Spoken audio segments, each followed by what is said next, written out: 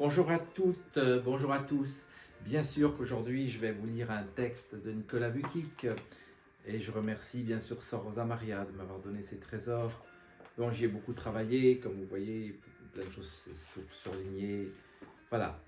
Mais aujourd'hui, vous allez la voir après, donc il y aura deux vidéos parce que cette vidéo va être longue.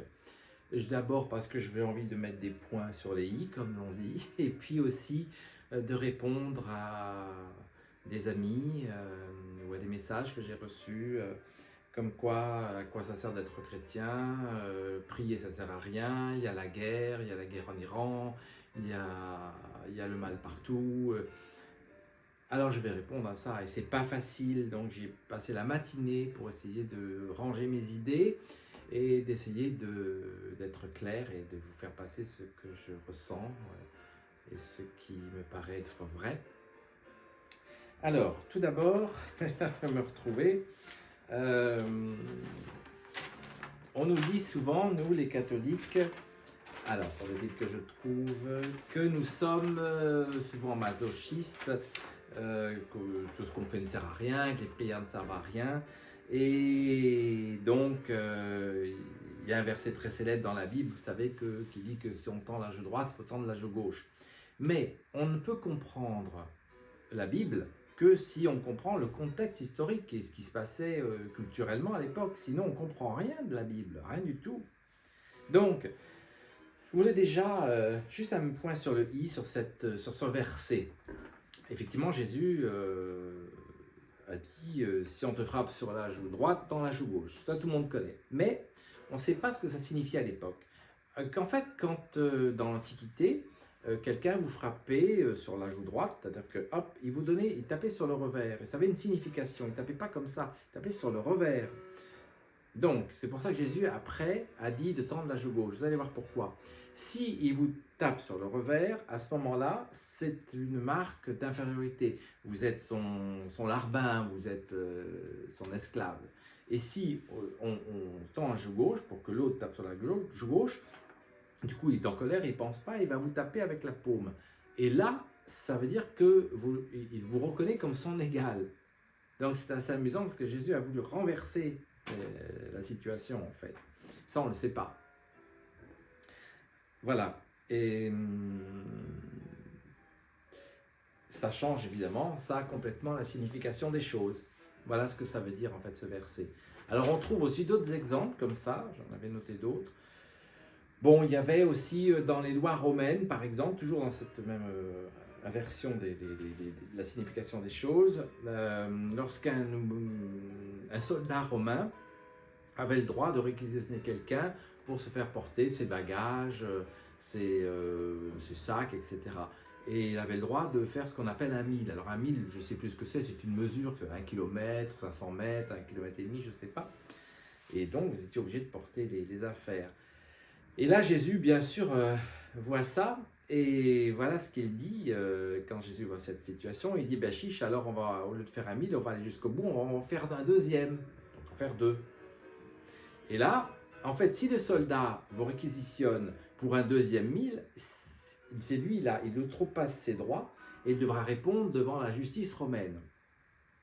Ce que fait Jésus ici, c'est qu'il apprend complètement à retourner les choses et à jinxer, ça voudrait dire à transformer la méchanceté d'autrui.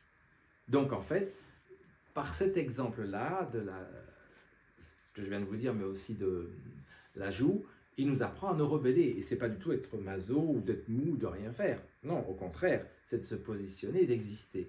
C'est ça. Il est fort Jésus. Hein.